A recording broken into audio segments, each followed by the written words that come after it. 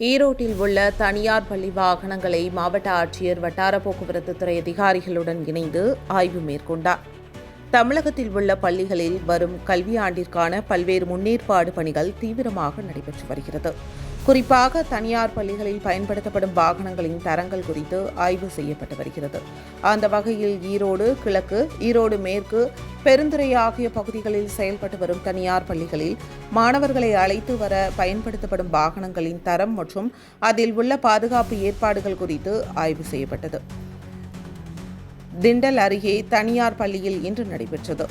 இந்த பணியினை மாவட்ட ஆட்சியர் ராஜகோபால் சும்கரா நேரில் சென்று பார்வையிட்டு துவக்கி வைத்தார். இதையடுத்து வருவாய்த்துறை அதிகாரிகள் மற்றும் வட்டார போக்குவரத்து துறை அதிகாரிகள் ஆகியோர் இணைந்து ஆய்வு மேற்கொண்டனர். அப்போது பள்ளி வாகனங்களில் பொருத்தப்பட்டுள்ள GPS கருவிகள், இருக்கைகள் மற்றும் விபத்து ஏற்படாமல் மாணவ மாணவிகள் தப்பிப்பதற்கான அவசர வழிகள், முதலுதவி கருவிகள் குறித்து ஆய்வு செய்தனர்.